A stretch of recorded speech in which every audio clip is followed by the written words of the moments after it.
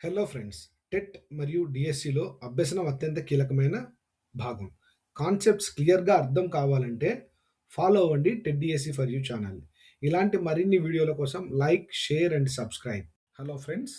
SGT psychology subject నుండి అభ్యసనం అనే పాఠంలో మరొక ఎంసీక్యూ చూద్దాం.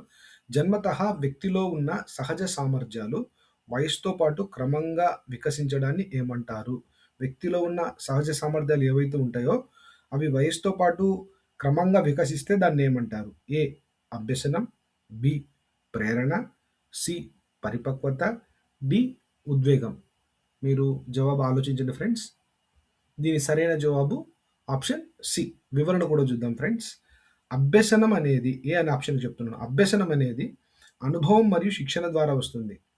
వయసుతో పాటు సహజంగా వచ్చేది కాదు. కాబట్టి ఇది సరైన ఆన్సర్ కాదు. ప్రేరణ అనేది ఒక లక్ష్యాన్ని సాధించడానికి ఉత్తేజపరిచే శక్తి మాత్రమే కానీ అది వయసుతో పాటు సహజంగా వికసించేది కాదు.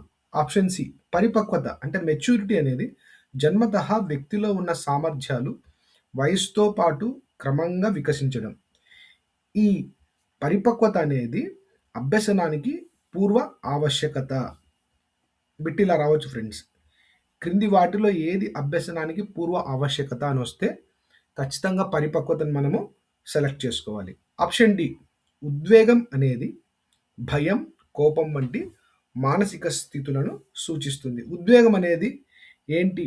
దేన్ని సూచిస్తుందంటే భయము, కోపం వంటి మానసిక స్థితులను సూచిస్తుంది. ఫ్రెండ్స్, దీని వివరణ మనం ఎక్కడి నుండి తీసుకున్నామంటే psychology text book page number 146లో తీసుకున్నాం. ఫ్రెండ్స్, మన ఛానల్‌ను సబ్స్క్రైబ్ చేయండి, లైక్ చేయండి, షేర్ చేయండి.